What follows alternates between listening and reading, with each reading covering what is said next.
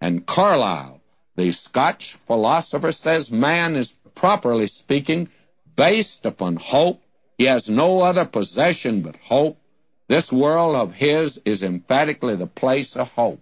And yet there are multitudes of people today that have no hope at all. Oh, what a glorious, wonderful picture that we have here to serve the living and true God and to wait for his Son from heaven. And that, my friend, is the blessed hope today. Multitudes today have hope that man can resolve all of his problems, bring peace and prosperity to the world. But he can't do that. You're chasing a will-o-wisp of happiness. It'll shatter like a bubble. Many are following today a pseudo-Pied Piper playing I'm forever blowing bubbles. God put man out of paradise. Man was a sinner. God did not let him live forever in sin. Every age is a time of cosmic crisis. What's your hope today, my friend? Is your hope in a political party? Is your hope in some man-made organization? But God have mercy on a man today whose hope rests upon some little frail bark that man is paddling. Oh, may I say to you that I'd love to carry a placard today on which it would be written, all things work together for good to them that love God, to those called according to his eternal and holy purpose. Oh, my friend, this is a glorious trinity here, and it is the biography of the church in Thessalonica. I hope it's a biography of your church and my church today. Now, Paul, in verse 4, he takes up another great truth. Knowing, brethren, beloved, your election of God. And here we go again with that word election. And you will recall that back in Ephesians, in the first chapter there, and at verse 4, we dealt with it there. According as he hath chosen us in him before the foundation of the world, that we should be holy and without blame before him in love. Now, when we dealt with that before, I received letters from some folk who said that I was rather weak in emphasizing election, that I soft-pedaled it. Others thought I was rather extreme, that I went too far in talking about it. And since I got both of those reactions, one on one side, one on the other, I came to the conclusion I must be just right, because one saw it as extreme one way and one extreme another. And I knew it couldn't be both, so it must be somewhere in the middle, and that must be just about right. Well, anyway, here we go again. Knowing, brethren, beloved, your election of God. And Paul didn't mind talking to these folk there about election. And here again, we're dealing with God's side of the ledger. His side that you and I do not see, nor have we ever seen it. But there are certain great axioms of truth that we must put down. I remember that when I studied plane geometry, they put down certain things. They didn't attempt to prove them. They just said, these are true, you have to accept it. And one of them is, a straight line is the shortest distance between 2 points.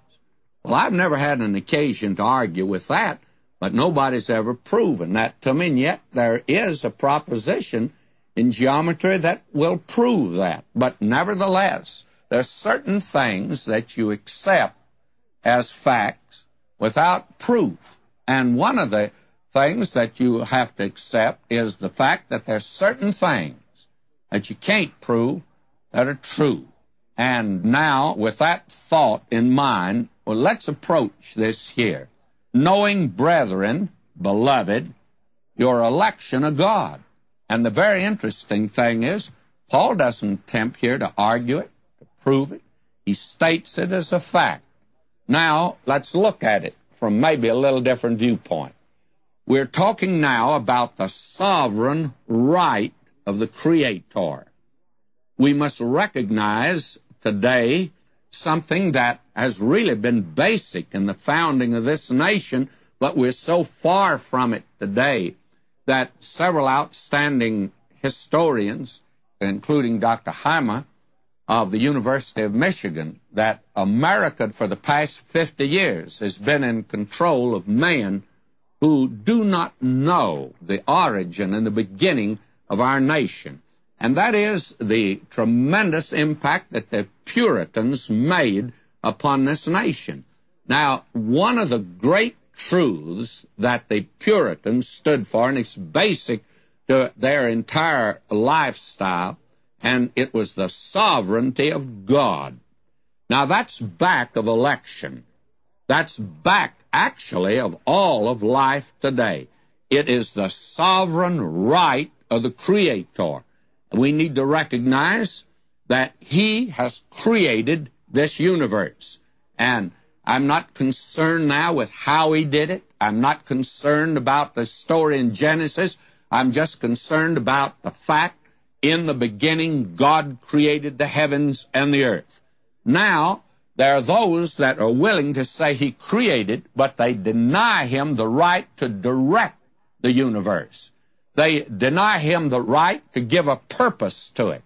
And may I say to you today that you and I are living in a universe that God created, and that this universe exists for His glory.